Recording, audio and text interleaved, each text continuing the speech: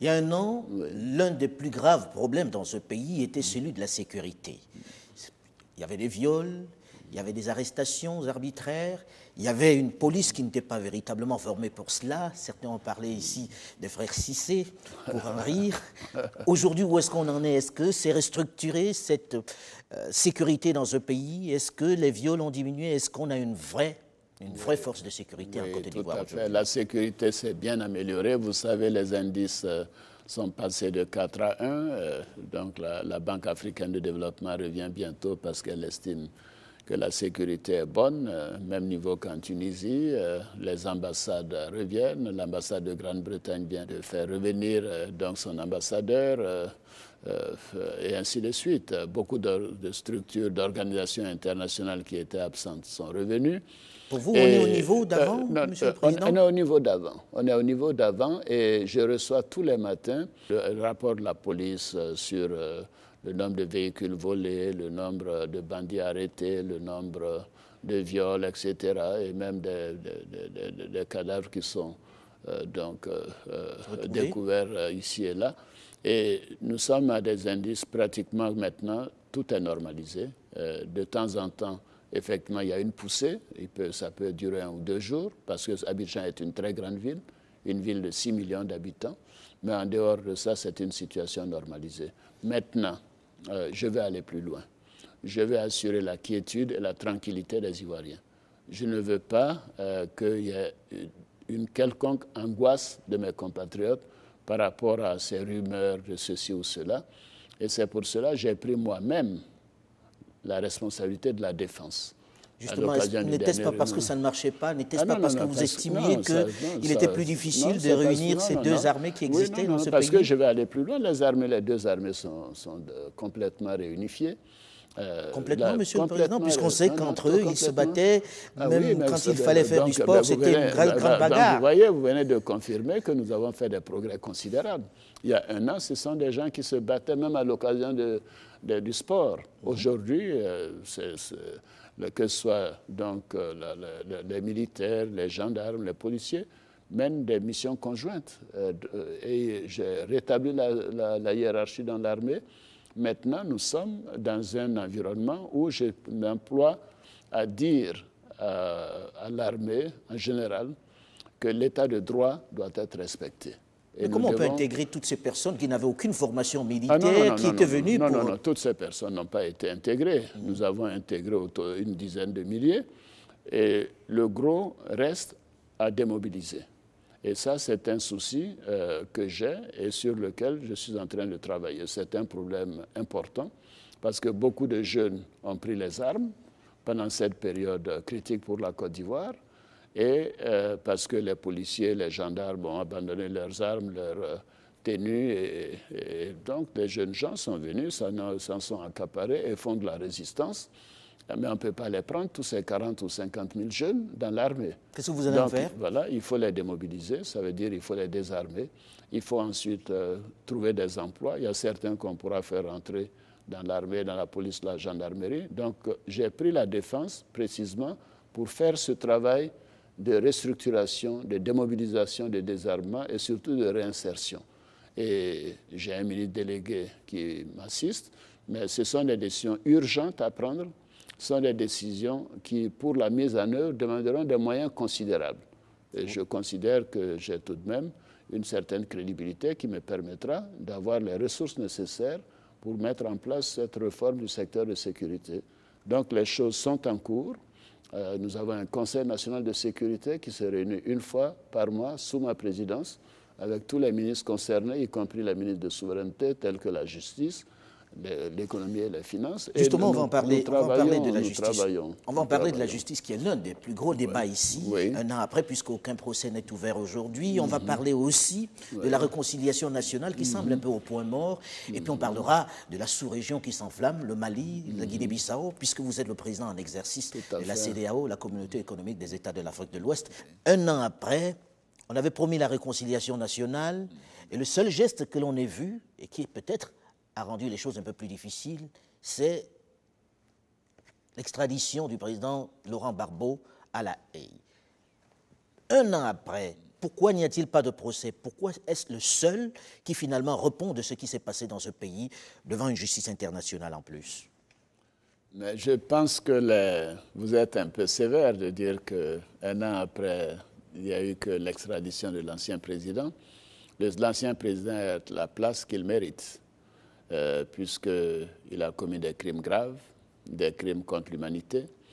Il est jugé à La Haye parce que jugé ici, cela aurait donné le sentiment que la justice n'est pas équitable.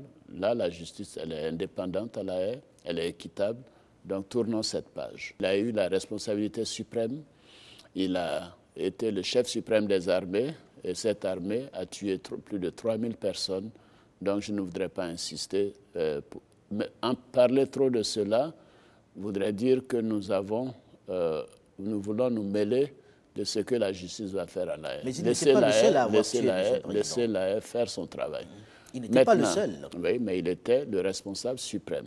Il avait prêté serment de défendre et de protéger les Ivoiriens, ce qu'il n'a pas fait. Je ne suis pas le juge. Nous avons mis en place, dès le mois de mai, une commission Dialogue, Vérité, Réconciliation, présidée par l'ancien Premier ministre Charles Konabani, qui fait son travail, qui, j'espère, bientôt me donnera une liste des personnes à indemniser et qui permettra donc, cette liste, de commencer l'indemnisation.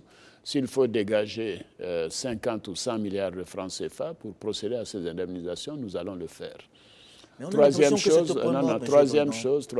M. Foka, j'ai décidé d'aller dans l'ouest du pays, là où la situation a été la plus difficile, où il y a eu des combats très violents, des meurtres, et vraiment à Douekoué, et je suis resté 4 jours. Je suis allé dans les chefs-lieux des départements, j'ai parlé aux populations. Et moi, je peux vous dire que la réconciliation est bien en marche dans l'ouest du pays. Les populations se rapprochent, les populations qui avaient quitté leur cour et qui étaient voisins sont revenus, que ce soit des populations locales, des populations du centre, des populations du nord, des populations des pays voisins, vivent ensemble, la situation se normalise. Et ça, c'est très important, et c'est la région dans laquelle j'ai fait le plus d'investissements sur le programme présidentiel d'urgence.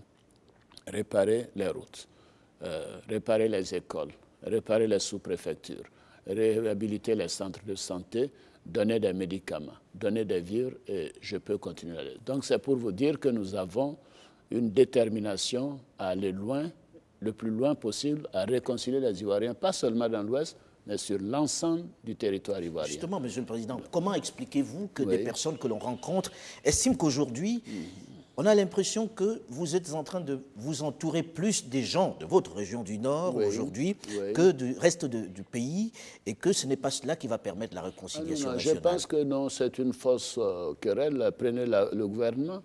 Le gouvernement est très équilibré et c'est un gouvernement essentiellement des partis qui ont soutenu ma victoire, donc le PDCI et l'UDPCI, et bien sûr plus mon propre parti. C'est un gouvernement donc, où ce sont des gens de compétence, des gens de qualité. En deuxième lieu, prenez les grandes institutions de l'État, vous verrez également qu'il y a un très bon équilibre. Il y a des responsables du Sud, des responsables de l'Ouest, des responsables du Centre, des responsables du Nord, de l'Est. J'ai tenu à faire cela parce que ce sont des nominations qui sont de mon ressort. Pour le reste, j'ai indiqué à chaque ministre qu'il lui appartient de faire la diversité. La diversité dans les ministères. Il n'y a pas une tendance au rattrapage, Monsieur le Président? Non, mais vous savez, c'est des mots qui sont creux, qui n'ont aucune signification. Et je ne vois pas pourquoi, qu'est-ce qu'il y a à rattraper. Il n'y a rien du tout à rattraper. Il faut nommer des gens compétents. Il faut nommer des personnes qui ont de l'expérience et des personnes qui veulent contribuer au redressement de la Côte d'Ivoire. C'est ce que nous faisons. Maintenant, quelle que soit la région de la personne, cela m'importe peu. Comme je l'ai dit, les seules nominations où il faut de l'équilibre, c'est les nominations qui sont faites par décret, qui sont faites par le président de la République, les institutions, le gouvernement. Et vous verrez que cela a été respecté. Maintenant, allons beaucoup plus loin. La Côte d'Ivoire a été divisée pendant longtemps. Et ça, c'est un point important. Le chef de l'État d'alors faisait des discours qui divisaient les Ivoiriens de manière permanente. Mais le message de réconciliation doit venir d'abord du chef de l'État. Et c'est ce que je fais. Prenez tous mes discours, j'en appelle à la réconciliation, au rassemblement, au pardon. Et je profite de cette occasion pour le dire à nouveau, que nous devons nous réconcilier en Côte d'Ivoire et que cette réconciliation est indispensable si nous voulons faire avancer notre pays. Nous avons un pays où il y a beaucoup d'opportunités.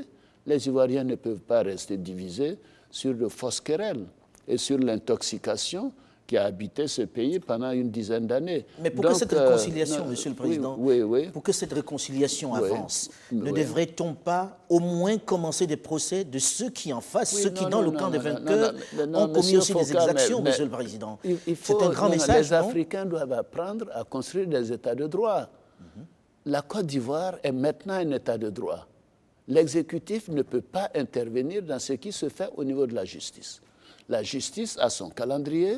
Ce que je recommande à la justice, c'est de faire en sorte que ce calendrier soit exécuté d'une manière accélérée. Mais je ne peux pas aller dire à un juge condamner telle personne ou vous ne protégez pas ceux qui vous ont combattu pour vous? Non. Vous savez, je suis allé très loin. J'ai mis en place, il y a près de 9 mois, une commission nationale d'enquête qui est allée d'abord dans l'Ouest, qui a fait Abidjan, les grands quartiers, Yopougon, Abobo, et qui s'est penchée sur tout ce qui s'est passé dans les régions où il y a eu des affrontements violents.